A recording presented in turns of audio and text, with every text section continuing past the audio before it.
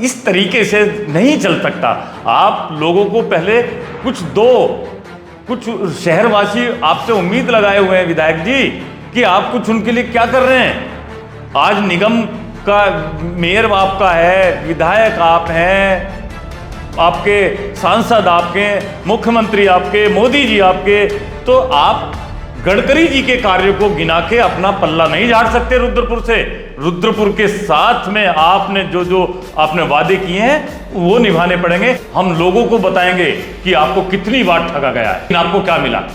सिर्फ नशे की आग में झोंका जा रहा शहर को, नशे में तल्लीन कर दिया है। ये धर्म की अफीम जो है ना, उसके नशे में लोगों को जो है ना कुछ नहीं दिखाई दे रहा, अपने बच्चों का भविष्य नहीं दिखाई दे रहा, रोजगार नहीं दिखाई दे रहा, महंगाई दिखाई नहीं दे रही, लोगों को अपने मुद्दे नहीं दिखाई दे रहे। तो गोकसी में कौन लोग हैं, किन के स्लॉस्टर चल रहे हैं, इतने बड़े बड़े स्लॉस्टर हाउस, उसमें सब भाजपा नेताओं के। निश्चित रूप से एक दिन देश समझेगा, लेकिन वो उस समय बहुत पीछे चला जा चुका हो। जैसे भाजपा कह रही है सबका साथ सबका विकास, हम कहते हैं सबका साथ और सबका विनाश। मैं बात कर रहा हूं आज रुद्रपुर से हटाई गई मासूम मियां की मजार के बारे में। बीती रात पूरे शहर को छावनी में तब्दील कर दिया गया और उसके बाद पुलिस प्रशासन और एनएच की टीम ने उस मजार को जो वर्षों से वहां थी उसको ढहा दिया है। इसी बारे में हम बात करने के लिए और नजूल नीति पर भी बात करने के लिए मौजूदा समय में आए हैं महानगर अध्यक्ष सीपी शर्मा के पास और जानते हैं कि उनका और कांग्रेस का इस मुद्दे पर क्या स्टैंड है। सीपी शर्मा जी, हमने देखा है कि कल रात को जो कुछ रुद्रपुर में हुआ है, घटा है, सड़क चौड़ीकरण के नाम पे और अवैध निर्माण के तौर पर, या फिर यूं कह दीजिए कि जो लैंड जिहाद का एक शब्द भी निकल कर आया, उसके तहत एक मजार तोड़ दी गई। इस मामले को पहले आप कैसे लेते हैं, फिर मेरे और भी इसमें कड़े सवाल आपसे रहेंगे। जिस प्रकार ने आपका मैं धन्यवाद करता हूं, और एक बहुत ही अहम चर्चा ये आपके साथ होने जा रही है। तो मैं यही कहना चाहता हूं कि देखिए, इसकी आप क्रोनोलॉजी समझिए। भाजपा किसी भी कार्य को करने से पहले उसका एक एजेंडा तय करती है। चाहे कोई भी अगर इनका एक्शन होता है तो उसके पीछे बहुत सारी चीजें होती हैं। जैसे कि अभी आपने देखा होगा, अखबारों में पढ़ा, सब जगह आया, और आप जैसे वरिष्ठ पत्रकारों ने भी उसको एक चर्चा का विषय बनाया कि रुद्रपुर पिछले 20 वर्षों से एक बहुत हॉट मुद्दा बना हुआ है, चुनाव का मुद्दा रहता है। और चुनाव में वो मुद्दा हमेशा जो है बाजी पलटने का काम करता है। नजूल का मामला, मालिकाना हक का मामला, मालिकाना हक के मामले में अभी कुछ दिन पहले, 2-3 दिन पहले ही हाई कोर्ट का एक आदेश आया कि नजूल नीति निरस्त की जाती है, जो भाजपा की गले का फांस बना हुआ मामला। क्योंकि 20,000 लोग नजूल पर बसे हैं और 20,000 लोग दान पात्र की जमीन पर बसे हैं ट्रांजिट कैंप के अंदर। और रुद्रपुर में जो नजूल पर बसे हैं वो 40,000 लोग से सीधे सीधे प्रभावित करता है ये नजूल मालिकाना हक का मामला, जिसको लेकर पूर्व विधायक हम ठुकराल जी की बात करें तो उन्होंने भी इसके लिए क्या क्या वो रचे और चुनाव जीते। विधानसभा में भी सबने देखा होगा कि वो किस तरीके से सारे मंत्रियों के पैर छू रहे थे खड़े होकर विधानसभा के दरवाजे पर। वो भी सब तस्वीर सबके सामने थी। उसके पर्चे तक बांट दिए, लड्डू तक बांट दिए, मालिकाना हक के पेपर बांट दिए कि सबको मिल गया।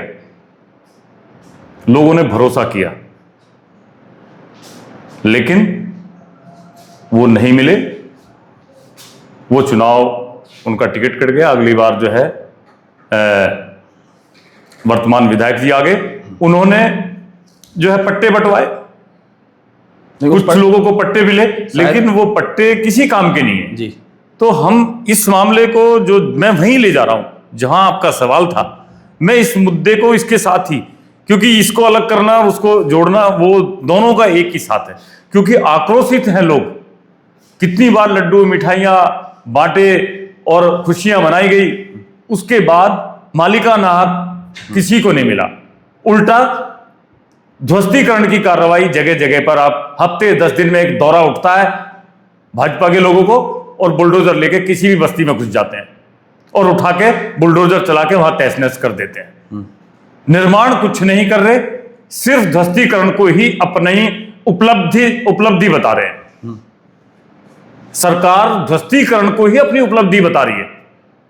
उसी कड़ी में जो है आज ये आपका जो मुख्य सवाल था, मैं उसी पे आ रहा हूं।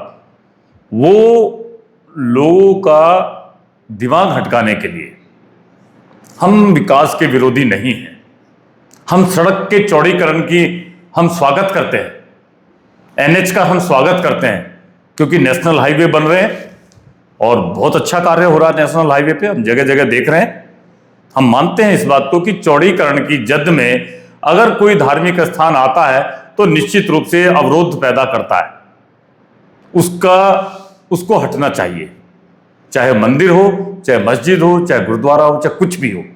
लेकिन उसके लिए सबको भरोसे में लेके, जिस तरीके से कल रात 3 बजे रुद्रपुर में मासूम मियां की 100 वर्ष पुरानी मजार को बेअदबी के साथ ध्वस्त किया गया है, हम इस कार्रवाई के खिलाफ है।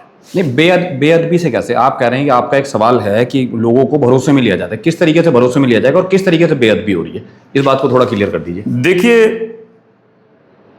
बेअदबी ये है कि अगर सामाजिक लोग, जो उससे जुड़े हुए लोग हैं, जो उसकी कमेटी है, संस्था है, आप उनको भरोसे में लेकर उसको बाइज्जत स्थानांतरित कर सकते थे। अगर वो उस कमेटी नहीं मानती तो हम कुछ नहीं बोलते इस बात में, हम इस पे एक भी सवाल खड़ा नहीं करते। आपका कहने का मतलब यह है कि उस समाज से बात नहीं की गई और उनको भरोसे में नहीं लिया गया। उस समाज से बात नहीं की गई, उसको भरोसे में नहीं लिया गया। वो वक्फ की संपत्ति है, वक्फ का कोर्ट में मुकदमा चल रहा है, हाई कोर्ट में। आप उसको बात करते, अगर हम सर्वदलीय एक मीटिंग बुला लेते, अगर वो तैयार नहीं होते कि ऐसे ऐसे आदेश है, हमारा पक्ष भी उस मीटिंग में शामिल कर लेते, तो हम निश्चित रूप से सहमति दिखाते। मतलब कोई भी कार्य सहमति बनाकर किया जा सकता था। क्या आपको लगता है कि धार्मिक स्थलों को जो एनएच की जद में आ रहे हैं, अतिक्रमण जो हुआ है, उसको कभी हटाने के लिए किसी भी धर्म से हो, चाहे वो हमारे धर्म से या किसी और धर्म से हो, ऐसा हो सकता है कि उस पर कभी हटाने के लिए सहमति जताई जाए? बिल्कुल हो सकता है। कैसे बताई जा सकती है? बिल्कुल हो सकता है। धर्म की तो राजनीति पूरे देश में चरम पर है। देखिए, धर्म की राजनीति पूरे देश में है, लेकिन जिस तरीके की राजनीति ये हो रही है, अगर आप इसकी बात करके उनसे एक समरसता का माहौल बना के और इस बात को रखते कि ये 1 हफ्ते के अंदर इसको मीटिंग के माध्यम से संदेश दे देते क्लियर, तो आज हम भी सवाल खड़े नहीं करते इस बात। नहीं, लेकिन ये बात तो तय थी ना कि उस मजार वो जो है वो एनएच के जद में आ रही है, वो अतिक्रमण है और उसने हटना तय था। फिर उस समाज ने इस मामले में पहल क्यों नहीं करी? सवाल तो उस समाज से भी उठता है। तो अचानक रात के 3 बजे अगर कुछ तोड़ देंगे, अभी इन्होंने भाजपा के लोगों ने एक अपना एजेंडा बना लिया है।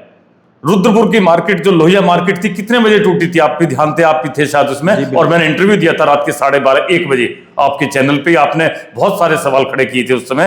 रात के 1 बजे पुलिस फोर्स लगाकर बुलडोजर लगा दिया था लोहिया मार्केट में। तो इनकी आदत बन चुकी है कि रात के 1 बजे 3 बजे जब लोग घरों में सोए रहते हैं, जब लोग बिल्कुल होते हैं, ये फोर्स लगाते हैं, रोडें जाम करते हैं, लाइटें बंद करते हैं, ड्रोन लगाते हैं, छावनी बना देते हैं और ध्वस्तीकरण की कार्रवाई कर देते हैं। लेकिन दिन के उजाले में भी तो लोग तोड़ने नहीं देते।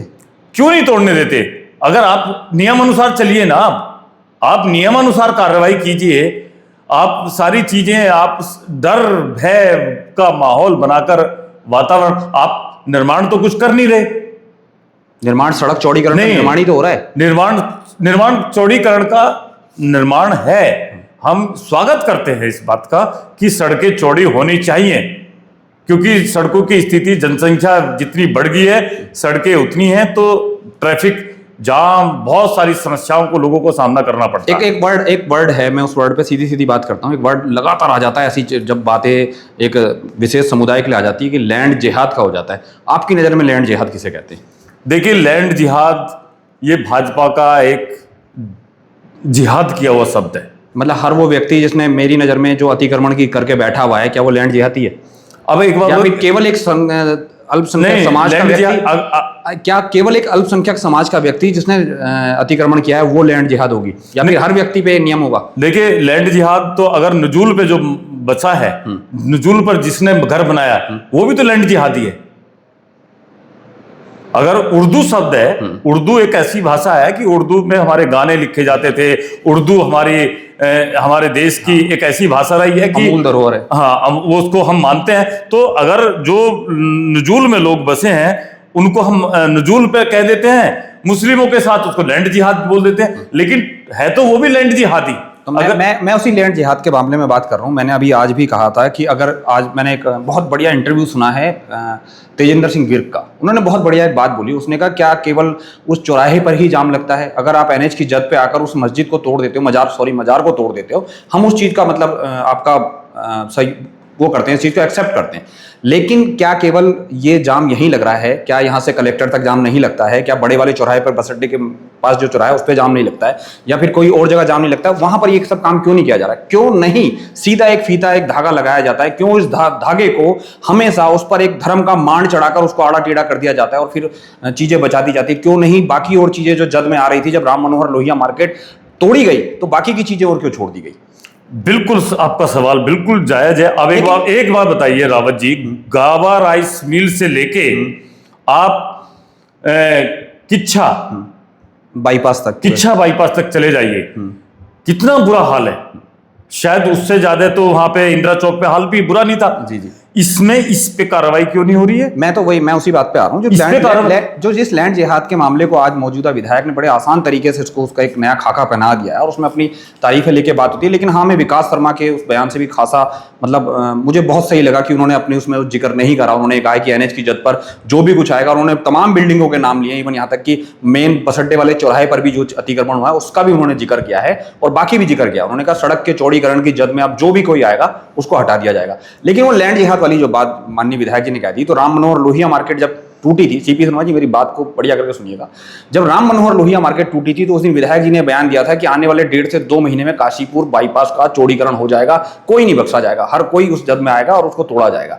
ये लैंड जिहाद किस दिन खत्म होने वाला है? हाँ, तो यही तो हम पूछ रहे हैं। कांग्रेस इस बात को क्यों नहीं उठाती? कांग्रेस हमेशा उठाती है। कांग्रेस ने हर बार उठाई है कि काशीपुर बाईपास रोड का कब लैंड जिहाद कब हटेगा। ये यहां से लेके रोडवेज से लेके 3 पानी तक का लैंड जिहाद कब हटेगा? ये जो रोडवेज पे तो गरीब मजदूर तो हटाने की जद पे आ चुके हैं, घर तोड़ दिए गए हैं लोगों के। मैं फिर वही कहता हूं कि ना तो वो घर के अंदर बना हुआ मंदिर 40 साल से अखंड ज्योत का मंदिर सेफ रहा और ना ही ये सालों पुरानी मजार सेफ रही। अभी देखिए, ये इनका मकसद सिर्फ विकास करना नहीं है। विकास करना अगर इनको होता, एक बात बताइए, इस शहर के अंदर कोई निर्माण कार्य हुआ क्या?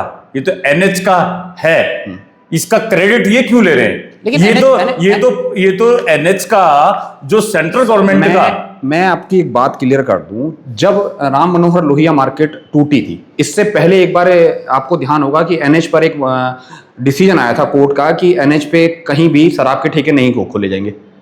आपको ध्यान होगा। बिल्कुल है। बस अड्डे के सामने का रोडवे का ठेका हटाकर ट्रांजिट कैंप भेज दिया गया। उसके बाद फिर जब वो उसकी पूर्ति नहीं कर पाए तो वो वापस वहीं लाए और उसके बाद ये सरकार की तरफ से डिसीजन दिया गया कि राज्य सरकार के अंतर्गत आता है। फिर अब वो ठेका वहां लाना था तो वो राज्य सरकार के अंडर में सड़क आ गई। फिर जब वो एनएच तोड़ना था G20 के नाम पर, राम मनोहर लोहिया मार्केट को ठगा गया, उसको तोड़ा गया। फिर वो एनएच वाले अधिकारी वहां आ गए, फिर वो एनएच बना दिया गया, जगह वहां से तोड़ दी गई। उसके कई साल बाद, 2 साल तकरीबन बाद, एक सुप्रीम कोर्ट का डिसीजन आता है कि ये जो सड़क है ये एनएच का हिस्सा ही नहीं है। आज फिर एनएच वाले वहां पर आ गए। मतलब सरकार डिसाइड नहीं कर पा रही है, सरकार को पता नहीं है, सरकार की नीतियां गुमराह कर रही है। सरकार की नीतियां अपने हिसाब से चल रही हैं। इनको लगता है कि इस मुद्दे से लेके हमें इस मजार को तोड़ने से हमारे जो लोग हैं, जो नजूल पर मालिकाना हक की मांग कर रहे हैं, जिनको हमने आज तक धोखे में रखा, जिनको हमने गुमराह किया, वो बस इस बात को लेके हिंदू मुस्लिम पे मामले को खेल देंगे और उस पे जो है राजनीति कर लेंगे। अब एक बात बताइए कि ये जो एनएच का मामला है, इसमें रुद्रपुर विधायक का क्या रोल है? ये सेंट्रल गवर्नमेंट का है। नहीं, आप मैं आपकी एक बात बता दूं, आप शायद मेरे ख्याल में उनको कम आंक रहे हैं। उन्होंने खुद से एक उपलब्धि उनकी गिनाई है कि उनकी द्वारा एक रिंग रोड लाई गई है। आप उनको कम आंक रहे हैं। कौन सी रिंग रोड? वो रिंग रोड का तो क्रेडिट लेते हैं इस चीज का। रिंग रोड उनकी, वो तो सेंट्रल गवर्नमेंट का जो योजना आयोग का जो प्रावधान है पूरे देश में, तो हमेशा जितनी एनएच बन रही है, क्या सब ये विधायक ही आप कभी भी उनकी क्रेडिबिलिटी की एक बुक अगर खोल के देखेंगे तो उसमें सबसे बड़ा क्रेडिट जो है उनकी रिंग रोड है कि वो कहते हैं कि मेरे द्वारा लाई गई, मेरे द्वारा लाई गई है। नितिन गडकरी जी का प्रोजेक्ट है, सेंट्रल गवर्नमेंट की पॉलिसी है, मोदी जी के काम, ये अपने नगर के रुद्रपुर विधानसभा के कार्य गिनाए। एक आईटीआई कॉलेज बनाया, इतना बड़ा औद्योगिक क्षेत्र है यहाँ पे, एक जिससे लोग बच्चे पढ़ें और उद्योगों में उनको रोजगार मिले। कोई स्कूल बनाया, कोई कन्या इंटर कॉलेज बनाया, कोई पानी की शुद्ध पानी की व्यवस्था की, कोई रोजगार के साधन उपलब्ध कराए, कोई अंडरपास बनाया जिसके लिए 3 बार नारियल फोड़ लिए भूरा रानी के लोग। आज भी भूरा रानी क्षेत्र के लोग, मैं उसी जगह से आप लोग सारे लोग पीड़ित हैं और वो बगा रहे हैं कि भाई कब अंडरपास बने और कब हम शॉर्टकट से रुद्रपुर में कनेक्ट हो जाए। तो ये काम करने के हैं, इनसे दिमाग भटकाने के लिए इस तरह के स्टंट खेले जाते हैं। अभी आप कहीं किसी मुस्लिम बस्ती में चले जाओ, एक डॉक्टर के मैं देख रहा था, उसके खिलाफ अब इस तरीके से नहीं चल सकता। आप लोगों को पहले कुछ शहरवासी आपसे उम्मीद लगाए हुए हैं विधायक जी कि आप कुछ उनके लिए क्या कर रहे हैं। आज निगम का मेयर आपका है, विधायक आप हैं, आपके सांसद आपके, मुख्यमंत्री आपके, मोदी जी आपके, तो आप गडकरी जी के कार्यों को गिना के अपना पल्ला नहीं झाड़ सकते रुद्रपुर से। रुद्रपुर के साथ में आपने जो आपने वादे किए हैं वो निभाने पड़ेंगे। ये तो मजार है, ये तो सड़क चौड़ी करने में सबको पता था एक दिन इसको हटना ही है, ये सबको पता था ये लेकिन इसको बाइज्जत तरीके से, इतनी दुर्गति के तरीके से हटाए, ये हमें इसका विरोध है। लेकिन मैं आपको फिर बताता हूँ, धर्म के नाम पर फिर वही बात करते हैं। आप ये देखिए ना, दरिया नगर में उस महिला के घर पे जिसने अपनी चल संपत्ति से वो घर बना दिया था, 40 साल से अखंड ज्योत जली थी, वो भी तो ऐसे ही तोड़ा गया। देखिए वो तो घर के मंदिर, हर घर में, हिंदू धर्म में हर घर में मंदिर, लेकिन अखंड ज्योत वाला मंदिर है आज भी। मैं कहता हूँ वहां पर लोग पैर रख के खड़े नहीं होते जिनकी अपनी धर्म से वो बिल्कुल। मैं कहता हूँ ना मंदिर से बचा, ना फिर मस्जिद मजारे बची, अब शहर में चल के आ रहा है। अभी इन्होंने जो जैनियों का एक मैंने देखा है कि वहां पे कोई जैन समाज का भी कोई इन्होंने ट्रस्ट था, क्या था एग्जैक्ट है, वो जैनी ही जो वक्फ बोर्ड की, हाँ वो भी सड़कों पे थी। तो वो ये रहा है इंदौरी का एक शेर जो है कि लगेगी आग तो आएंगे कई घर जद में, इस शहर में केवल हमारा मकान थोड़ी है, शहर में केवल हमारा ही मकान थोड़ी है। चलिए मैं एक नजूल नीति पे एक सीधा आपसे सवाल पूछता हूँ कि आपको लगता है कि 2027 में नजूल नीति पे लेकर कांग्रेस कुछ प्रबल कुछ करने वाली है? ऐसी स्थिति में जब आज शहर में कांग्रेस को खड़ा होना था, कांग्रेस में सीपी शर्मा के अलावा किसी व्यक्ति का बयान नहीं आता है। देखिए हम नजूल नीति पे अब मुद्दा हम बनाएंगे। कैसे मुद्दा हम ये बनाएंगे, हम लोगों को बताएंगे कि आपको कितनी बार ठगा गया है। आपने 2 बार विधायक पहले बनाया, मेयर 2 बार बना दिए, आपने सांसद बना दिए, आपने दिल्ली की सरकार बना दी, आपने प्रदेश की सरकार बना दी, लेकिन आपको क्या मिला? सिर्फ नशे की आग में झोंका जा रहा शहर को, नशे में तल्लीन कर दिया है। आज की डेट में उनको मुद्दों से भटकाने के लिए ये मजार का कांड छेड़ दिया। मुझे तो ऐसा लगता है कि कहीं ऐसा ना हो कि 2027 के जब चुनाव आए और जब दोबारा से चुनाव की तैयारी हो तो कहीं ऐसा ना कोई सिगोफा फिर से छोड़ दिया जाए, जिस तरीके से पिछली बार पत्र बांटकर 2022 का चुनाव सरकार क्रेडिट ले गई, ऐसी कुछ सरकार कर दे। मैं हर बार वही कहता हूँ कि कांग्रेस वो भरोसा लोगों पर क्यों नहीं जता पाती है? क्या इस जो आपसी अंतर कलह की वजह से कांग्रेस बाहर खुलकर नहीं आ पाती? और खासकर मुझे ऐसा रुद्रपुर के अंदर ये लगता है कि रुद्रपुर के अंदर आज मुझे लगता है कि कांग्रेस वो मतलब 2027 का जो चुनाव उससे खासी दूर चली गई है। नहीं ऐसा नहीं है। देखिए धर्म की अफीम चटा के ये लोग जो है उनको नशे में मस्त रखते हैं। वो धर्म की अफीम ऐसी हो चुकी है, लोग आज बहुत कुछ खो चुके हैं, बहुत पीछे चले गए हैं। जब आंखें खुलेंगी तब समझ में आएगा कि हम खड़े कहाँ हैं। और आज बुलडोजर, आज ये लोग जो तालियां पीट रहे हैं ना मजार पे, निश्चित रूप से मैं बता रहा हूं कि घर टूटने हैं, सबके टूटने हैं। नजूल पे बसे हुए लोगों के घर टूटने ही टूटने हैं। रोडवेज के पीछे कुल्हड़िया का देख लो, अभी आप यहाँ देख लो, कल्याणी नदी के किनारे बुलडोजर कैसे घूम रहा था, अभी ट्रांजिट कैंप क्षेत्र में। तो ये इनका एक ही तरीका, मैं आपके माध्यम से लोगों को कहना चाहता हूं, इनका एक ही तरीका है, इनको पैदल कर दो वो अब की बार चुनाव में। नहीं, मैं पैदल की उसी बात पे आ रहा हूँ कि चुनावी मुद्दा है, नजूल है, फिर इस पे मालिकाना हाथ, और आपने ये कहा है कि भाजपा एजेंडा लेकर चलती है, कांग्रेस वो एजेंडा क्यों नहीं सेट कर पाती है चुनाव से पहले, और क्यों नहीं भरोसा दिला पाती है? इतना प्रीपेड मीटर का मुद्दा भुनाया गया। प्रीपेड मीटर पे खासी बात बता दूं, बेहड़ जी ने किच्छा में प्रीपेड मीटर तोड़े, और सेम उसी टाइप में रंजीत रावत जी जो आपके चुनाव प्रभारी थे उन्होंने मीटर तोड़े, उन पर मुकदमा हो गया, इधर नहीं हुआ। अब ये तो वही बता सकते हैं ये क्या क्या, तो मैं वही तो बात कह रहा हूँ कि मुझे वो कांग्रेस अभी भी, मेरे को आज लग रहा है कि आज कैसी चीजें होती हैं, ये बड़ी राजनीति है। तो ये तो रावत जी आप भी समझते हैं सब चीजों को, तो हम उसमें नहीं कहना चाहते। हाँ, इतना जरूर कहना चाहते हैं कि प्रीपेड वाला मामला जो है ये निश्चित रूप से लोगों के लिए जो है खून चूसने वाला मीटर साबित होगा।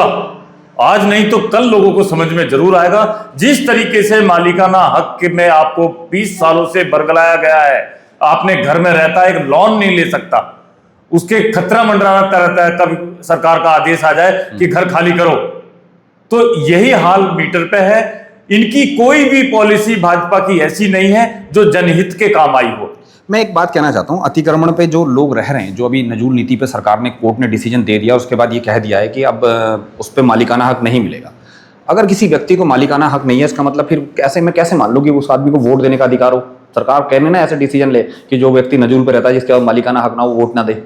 नहीं, ये तो लोगों को सवाल पूछना है। जब इनके दरवाजे पर लोग जाते हैं वोट मांगने, तो ये सवाल पूछे ना लोग कि भाई हमारे मालिकाना हक का क्या हुआ? हमने 10 साल तो उस विधायक को जिताया था, इस बार 2 मेयर बना दिए, एक विधायक फिर बाद में बना दिया जो वर्तमान में। तो इनसे सवाल क्यों नहीं पूछते लोग? सवाल कांग्रेस नहीं खड़े कर पाती ना। कांग्रेस खड़े करती है सवाल, लेकिन लोग, भोले भाले लोग, ये धर्म की अफीम जो है ना उसके नशे में लोगों को जो है ना कुछ नहीं दिखाई दे रहा, अपने बच्चों का भविष्य नहीं दिखाई दे रहा, नहीं, रोजगार नहीं दिखाई दे रहा, महंगाई दिखाई नहीं दे रही, लोगों को अपने मुद्दे नहीं दिखाई दे रहे, बस एक सिरे से जो है उनको कमल का फूल दिखाई दे रहा है। और वही कमल का फूल, जैसे भाजपा कह रही है सबका साथ सबका विकास, हम कहते हैं सबका साथ और सबका विनाश, ये करके रहेगी। अगर समझ सकते हो, चेतना है चेत जाओ। कांग्रेस पार्टी जगाती है, आती है आपके दरवाजे पे, लेकिन जगा नहीं पाती ना कांग्रेस पार्टी। देखिए आपने इतना मुद्दा बनाया 2000 अभी जो 24-25 के जो मेयर के चुनाव हुए, जो 1 साल पूरे डिले हुए हैं, और अभी आपके त्रिस्तरीय चुनाव होने, ये भी मुझे लगता है कि यात्रा की वजह से ये भी प्रभावित हो गए और ये भी 2-4 महीने भी पीछे चले गए। ठीक है, उसमें नहीं होना है। अब यहाँ पता चल जाएगा कि किस तरीके से चुनाव होना है, जबकि मैं जानता हूँ कि सरकार पूरी अपनी मंशा तय कर चुकी है कि किस तरीके से चुनाव करना है और किस तरीके से करवाना है, ये सब कुछ हो चुका है। मैं फिर भी वो बात कह रहा हूँ कि 2027 का जो चुनाव आना है, उस चुनाव में किस तरीके से, मुझे तो सबसे ज़्यादा चिंता इस पूरे मामले को लेकर अपने शहर की होती है कि मुझे अपने शहर का भविष्य नज़र नहीं आता है कि अपने शहर में ना तो वो कांग्रेस जिंदा होते हुए नजर आती है, ना वो भाजपा को जो जीत कर जो ऊपर आ जाते हैं, जो उसके बाद आते हैं, फिर उसके बाद वो केवल अपने के लिए ही काम कर रहे होते हैं। ठीक है, और भले ही चाहे आप जितनी भी आपने भाजपा की कार्यशैली जिता ली, इस मामले में कांग्रेस कैसे जिंदा हो रही है आपकी? देखिए, हमारे नेताओं से झूठ बोलना नहीं आता। हमारी कमी सबसे बड़ी क्या है कि हम झूठ नहीं बोल सकते, क्योंकि हमें पता होता है कि हमें कल को फिर इन लोगों से मिलना है। लेकिन मैं समझता हूं कि जितनी मैं झूठ की एक बात, झूठ बेशर्मी से भाजपा के लोग बोल जाते हैं, शायद हम इस तरह की बेशर्मी क्योंकि हम नहीं दिखा पाते। और मैं ये कहना चाहता हूं कि हमारे नेता कोई जो वादे करते हैं हमेशा उतने ही वादे करेंगे, उतने ही बात करेंगे। राहुल गांधी जी से लेके चाहे राष्ट्रीय नेता समझ लो, देख लो, चाहे हमारे प्रदेश के नेता देख लो, कोई भी नेता झूठा वादा नहीं करता। अच्छा, मैं छोटी सी एक बात कहता हूँ, हरीश रावत जी ने भी तो अतिक्रमण, ये नजूल नीति पर एक वो लेके आए थे वो, तो उसके बाद आज कोर्ट ने उसको भी तो डिनाई कर दिया है। फिर आप कैसे कह रहे हैं कि भाजपा की सरकार ये लेके आई है? नहीं, हरीश रावत जी लेके आई थी, आपकी सरकार भी तो लेके आई थी। हाँ, लेके आई थी। तो वो पॉलिसी अगर हमारी सरकार दूसरी बार आती उस समय अगली बार, तो वो इनको सबको मालिकाना हक मिल जाता। हमारी सरकार चली गई, तो कैसे भाजपा इन्होंने हरीश रावत जी की, माननीय हरीश रावत जी की जो पॉलिसी थी उसको खत्म कर दिया। हरीश रावत जी के तो इतनी योजनाएं खत्म करी इन्होंने कांग्रेस पार्टी की कि गरीबों के लिए इतनी सारी योजनाएं थी, आज कलेक्ट्रेट खाली पड़ा है, कोई काम मांगने नहीं जाता। इनको पता है बस भाजपा के विधायक और नेता हिंदू मुस्लिम करेंगे, चुनाव जीत लेंगे। कोई भी कलेक्ट्रेट में आज काम मांगने नहीं जा रहा है, कोई फाइल नहीं, कोई कुछ नहीं। अभी मैं आज के अखबार में पढ़ रहा था कि प्रधानमंत्री आवास योजना के 29 लोगों को, जो पात्र लोग नहीं है, उनको आवंटित कर दिए मकान। आज नहीं, मैं उस पे उनको निरस्त कर रहे हैं। उसको मैं एक बात क्लियर कर देता हूँ। उस पे हुआ यह है कि वहाँ कुछ तकरीबन 900 लोगों ने, 900 परिवार ने वहाँ आना है। उसमें से 29 लोग जो हैं एक विशेष समुदाय के लोग हो गए, जिन पे अब वहाँ की जनता ने आरोप लगाया है।